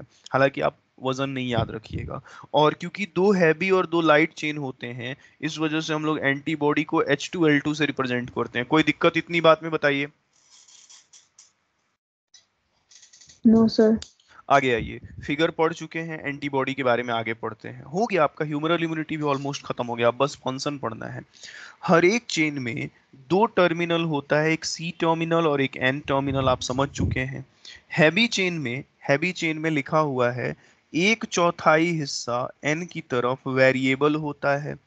हैवी चेन में 3/4 हिस्सा सी की तरफ कांस्टेंट होता है, उसे सी एच से रिप्रेजेंट करते हैं। लाइट चेन में आधा हिस्सा एन की तरफ वेरिएबल है, और लाइट में आधा हिस्सा सी की तरफ कांस्टेंट। और फिर मैंने बताया कि एंटीबॉडी में 2 आर्म होता है, फैब और एफसी। जो एंटीजन से बाइंड करता है उसे फैब, और जो एंटीजन बाइंडिंग साइट को सपोर्ट करता है उसे एफसी। कोई दिक्कत बोलिए तो? No sir. ठीक है। अच्छा, जैसे मैं क्या कह रहा था, सारे लोग इधर बताइएगा हमको बहुत अच्छे से। जैसे ये मान लीजिए कोई पैथोजन है, ये कोई पैथोजन है, ठीक, ये इसका कान है, मान लीजिए ये इसका कान है। अच्छा, ये जो इसका ईयर है, ये जो इसका ईयर है, मान लीजिए ये इसका एंटीजन है, ठीक। अच्छा, और ये हम बुलाएं एंटीबॉडी को, ये हम बुलाएं एंटीबॉडी को, वाई शेप का मॉलिक्यूल है, ठीक है, ये वाई शेप का मॉलिक्यूल, दिस इज एंटीबॉडी, ठीक। अच्छा, पे एंटीबॉडी पे पाया जाता है, एंटीबॉडी पे ईपीटॉप पाया जाता है या पैराटॉप पाया जाता है? पहले ये बताइए। पैराटॉप। पैराटॉप। पैराटॉप, पक्का पैराटॉप पाया जाता है। Yes sir. हाँ, तो आपके एंटीबॉडी पे मौजूद होते हैं पैराटॉप, ठीक। अच्छा, ये पैराटॉप पैथोजन के एंटीजन से बाइंड करते हैं। अब मान लीजिए कि ये पैराटॉप आके इस कान पे बाइंड किया, और इधर से ये भी बाइंड किया। अच्छा, जहां पे बाइंड किया, जहां पे जुड़ा उसको हम लोग कहते हैं इपीटॉप। बात समझ में आया? पहले ये बताइए, इपीटॉप और पैराटॉप बोलिए तो। Yes sir. ठीक है। Yes sir. तो देखिए लिखा हुआ है पैराटॉप, पैराटॉप को ही हम लोग एंटीजन बाइंडिंग साइट कहते हैं। Paratope variable region of antibody पे होता है, binds with specific site on antigen in lock and की फैशन। कोई एंटीबॉडी किसी भी पैथोजन से बाइंड नहीं हो करता है, हर एंटीबॉडी पैथोजन के एंटीजन के लिए स्पेसिफिक होता है। जैसे मान लीजिए ये कोरोना वायरस है, जैसे मान लीजिए ये कोरोना वायरस है, और ये कोरोना वायरस का एंटीजन है, तो ये जो एंटीबॉडी बना होगा, ये बना होगा अगेंस्ट कोरोना वायरस एंटीजन। ये कोरोना वायरस के एंटीजन के अगेंस्ट ही बना होगा और उसी के सिर्फ और सिर्फ एंटीजन से बाइंड करेगा, किसी दूसरे एंटीजन से नहीं। मान लीजिए आपके शरीर में कोई रैबिडो वायरस है जिससे रैबिस होता है, तो उससे ये नहीं बाइंड करेगा, क्योंकि ये लॉक एंड की हाइपोथेसिस में बाइंड करता है, ताले चाबी की तरह। और इसका मतलब है कि ये स्पेसिफिक होगा। तो मतलब आपकी बॉडी में जो कोरोना वायरस के अगेंस्ट एंटीबॉडीज बने होंगे, वो सिर्फ कोरोना वायरस से ही बाइंड करेंगे, किसी दूसरे से बाइंड नहीं करेंगे। समझ में आ रहा है? पहले ये बताओ। Yes sir. ठीक है। Yes. इपीटॉप कहाँ होता है? तो प्रेजेंट ऑन एंटीजन यानी पैथोजन पे होता है, और ये वो साइट होता है जिस पे एंटीबॉडी बाइंड करता है। तो इपीटॉप और पैराटॉप में डिफरेंस समझ में आया? गारंटेड पूछा जाता है। बोलिए। Yes. ठीक है। अब हम लोग आते हैं कि भाई हमारे एंटीबॉडी का देख लेते हैं फंक्शन क्या होता है। चलिए तो फंक्शन पे हम बात करते हैं। फंक्शन पे बात किया जाए, कोई तकलीफ किसी को इतनी बात में, ये बताइए। कोई दिक्कत? अरे यार, ठीक है, कोई दिक्कत किसी को, ये बताओ। अरे क्या हो गया है, तुम लोग शांत क्यों हो गए हो? नो लिख सर। के पढ़ाने के लिए कह रहे हो? लिखना बहुत पड़ेगा, नोट्स थोड़ा ज्यादा है, लिखने में हालत खराब हो जा रही है। एक्चुअली क्या हुआ है ना, तुम लोग को हम दिखाते। अब क्या है कि शाम के सारे रूम्स जो है वो पैक हो चुके हैं, इधर ही बैठ के पढ़ाना होता है। कोई ना, हो ही गया है काम हमारा ज्यादा, इसमें लिखना भी है बहुत ज्यादा। देखो हम लोग पढ़ने जा रहे हैं फंक्शन ऑफ एंटीबॉडी। पहले तो एक बात माइंड में सेट कर लीजिए, आपका जो सेल मेडिएटेड इम्यूनिटी था, उसमें जो किलर सेल था वो पैथोजन को मारता था। लेकिन जो ह्यूमरल इम्यूनिटी है और इसमें जो एंटीबॉडी है, ये कभी भी पैथोजन को मारता नहीं है। मारता नहीं है। करता क्या है? जैसे मान लीजिए आपके घर में बच्चा सब है, सब अब बहुत ज्यादा हल्ला मचा रहा है, सब एकदम बच्चा सब तूफान हल्ला मचाए हुए है। अब मान लीजिए आप उसके माँ बाप हैं ही नहीं उस बच्चा के, और जाके उसको मार दिए भाई, तब तो हो गया। उसके पेरेंट आएंगे तो फिर आपको भी दो चार झापड़ दे देंगे। तो मान लीजिए एक बच्चा सब जब घर में हल्ला करता है, तो उसका अगर कोई पेरेंट नहीं होता है तो क्या करता है पेरेंट? पेरेंट जैसे आप हैं, गए, आप क्या करते हैं, सब बच्चा सबका कान पकड़ लेते हैं और कान पकड़ के सबको एक लाइन से खड़ा कर देते हैं। यही काम आपका एंटीबॉडी भी करता है। एंटीबॉडी पैथोजन को मारता नहीं है, बल्कि उनका कान पकड़ के एक जगह पे इकट्ठा कर देता है। इस चीज को एग्लूटिनेशन कहते हैं। अच्छा, एग्लूटिनेशन कर दिया, जैसे आप घर में बच्चा सबका कान पकड़ लिए, सबको इकट्ठा करके कान खींच के ले आए। उसके बाद आप मारते नहीं है, उसके बाद आप बुलाते हैं उन बच्चों के पेरेंट्स को। उनका पेरेंट आता है, दो दो झापड़ बच्चा सबको देगा, काहे बदमाशी कर रहे हो भाई। उसी तरह से आप अभी भी मारिएगा नहीं, आप इम्यून सिस्टम में बुलाइएगा मैक्रोफेज को, कि भाई मैक्रोफेज इधर आओ, देखो ये पैथोजन पकड़े हुए हैं, मैक्रोफेज को खा जाएगा। किलर सेल को बुलाइएगा कि भाई किलर सेल आओ, देखो ये पैथोजन पकड़े हुए हैं, इसको मारो, हटाओ, बहुत बदमाशी कर रहा है। किलर सेल इसको मार देगा। मतलब एंटीबॉडी बाइंड करता है एंटीजन ऑफ फॉरेन सेल से, उसका क्लंपिंग कराता है, जिसको बाद में पैथोजेंस, जिसको बाद में इम्यून सिस्टम के सेल्स डिस्ट्रॉय कर देते हैं। क्लियर है ये बात? बोलिए। Yes sir. ठीक है। अच्छा एक बात समझिए, इसमें एक होता क्या है कि आप कई बार देखते होंगे कि आपके हाथ होथ में कहीं कहीं पे गांठ बन जाता है, जिसको लोग गिल्टी कहते हैं, नहीं होता है, फीमेल लोग का आदत होता है हाथ होथ बच्चा सबका चेक, अरे इसको गिल्टी हो रहा है। गिल्टी का नाम सुने हैं? ऐसे कोई गुठली जैसा बन जाता है, हल्का छोटा सा राउंडेड स्ट्रक्चर हाथ में, गले वले में, तो यस लोग सर। कहते हैं इसको गिल्टी हो रहा है। तो लोग कहते हैं अरे भाई Yes, sir. गिल्टी का इलाज कराओ, नहीं तो सीरियस हो जाएगा। गिल्टी क्या है ना, एक तरह का एग्लूटिनेशन इफेक्ट ही है। अगर तुम्हारा एंटीबॉडी पैथोजन को जमा कर रहा है, और मान लो जमा किए जा रहा है, जमा किए जा रहा है, इम्यून सिस्टम उसको डिस्ट्रॉय ही ना करे, तो गिल्टी बन जाएगा। गिल्टी का बनना इंडिकेटर है कि एंटीबॉडी जमा जरूर कर रहा है, लेकिन आपका इम्यून सिस्टम उसको खा के हटा नहीं रहा है, उसको डिस्ट्रॉय नहीं कर रहा है। अब खतरनाक खतरनाक सेल को पकड़े हुए है, और उसको आपका इम्यून सिस्टम डिस्ट्रॉय नहीं करेगा, तो किसी दिन वो आपको ज्यादा नुकसान पहुंचा देंगे वो सेल्स। तो गिल्टी बनना, कई बार लोग कहते भी हैं कि गिल्टी बन रहा है इसको ठीक करो, इंडिकेटर है कि आपका इम्यून सिस्टम धीरे धीरे निपटा रहा है पैथोजेंस को, वो धीरे धीरे खा रहा है, मैक्रोफेजिक सिस्टम स्लो डाउन हुआ है। बोलिए, समझ में आया? Yes, sir. अच्छा ठीक है। देखिए कई बार क्या होता है, एंटीबॉडी का दूसरा काम क्या है, जैसे मान लीजिए ये आपका ब्लड था, ठीक। आप लोगों के ब्लड में कई ऐसे जहर होते हैं जो जाके घुल जाते हैं, मिलते ही नहीं है। उसी में एक बड़ा फेमस नाम आता है टेटनस का टॉक्सोइड, टेटनस का टॉक्सिन। ये जाके तुम्हारे ब्लड में घुल जाता है। अब घुल जाता है तो इम्यून सिस्टम के कंपोनेंट्स परेशान हो जाते हैं कि भाई जहर फैल गया बॉडी में, कैसे इसको हटाया जाए। तो एंटीबॉडी कहता है मैं हूं ना। जितने भी सोल्यूबल एंटीजेंस होते हैं, मान लो कोई पैथोजन का एंटीजन है, वो गया तुम्हारे ब्लड में, घुल ही गया। अब कहाँ से उसको पकड़ोगे? तो घुल गया तो घुले हुए एंटीजेंस को भी एंटीबॉडी छनवाता है, उसका प्रेसिपिटेशन कराता है। समझ रहे हैं बात को? और प्रेसिपिटेशन करा के उसको बड़े बड़े मॉलिक्यूल्स में कन्वर्ट करता है। मान लो कि तुम्हारे ब्लड में 100 एंटीजेंस घुल गए, अब वो पकड़ में ही नहीं आ रहे हैं, उन 100 को छान के प्रेसिपिटेट करा के उनको ये डिस्ट्रॉय भी करवाता है इम्यून सिस्टम से। इस चीज को प्रेसिपिटेशन कहते हैं। बोलिए, बात समझ में आया? Yes, sir. Yes, sir. अच्छा, कई बार क्या होता है, जैसे मान लीजिए, जैसे ध्यान दीजिएगा, एक चीज समझाते हैं, एक बहुत इंपॉर्टेंट। तो अभी तक हमने देखा कि मार नहीं रहा है ये। जैसे मान लीजिए एक बड़ा महंगा सा पैथोजन है, मान लीजिए ये बहुत गंदा सा पैथोजन है, बहुत गंदा सा पैथोजन है, बेकार सा दिखने वाला पैथोजन है, बेकार पैथोजन है।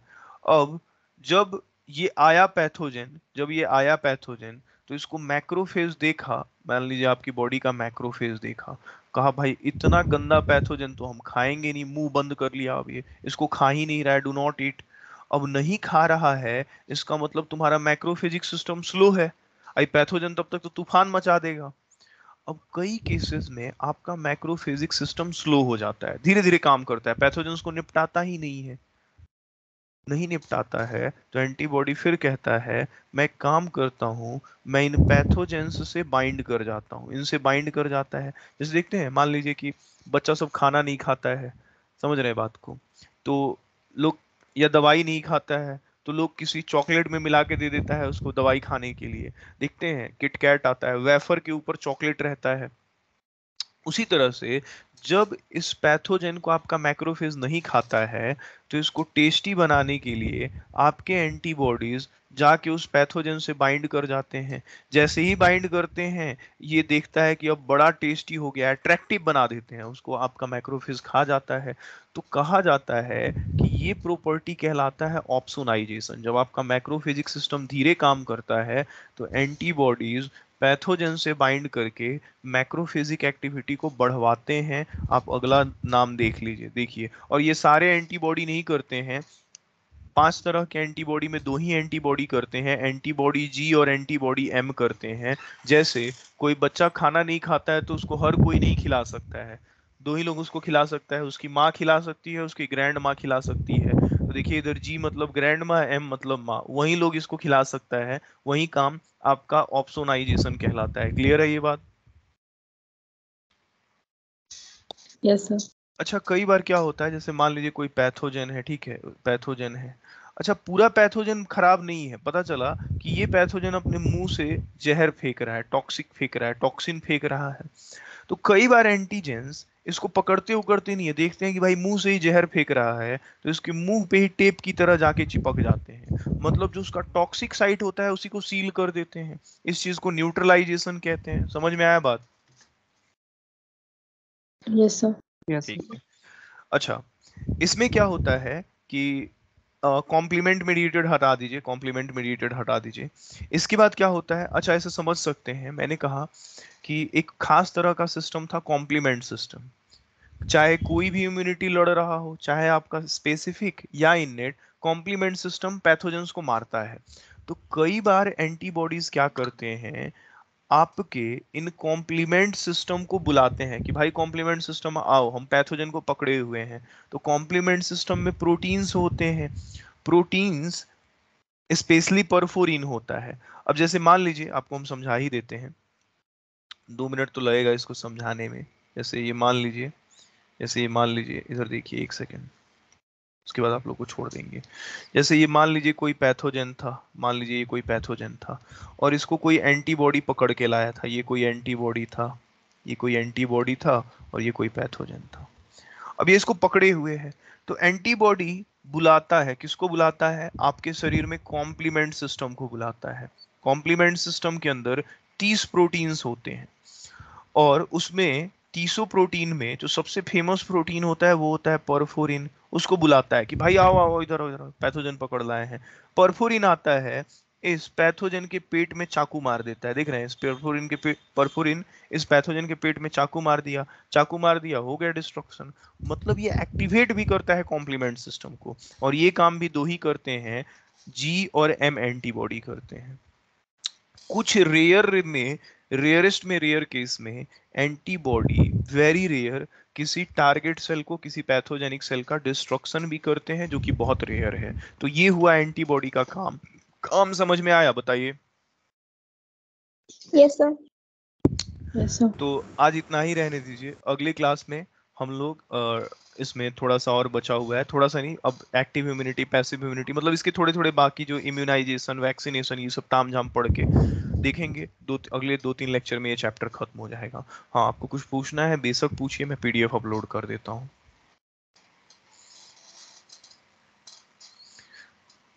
आपको कुछ पूछना है पूछिए, कोई दिक्कत वाली बात नहीं है। Thank you sir. Thank you all. Thank you sir. ठीक ठीक ठीक, thank you all, thank you all. Thank you. ठीक ठीक।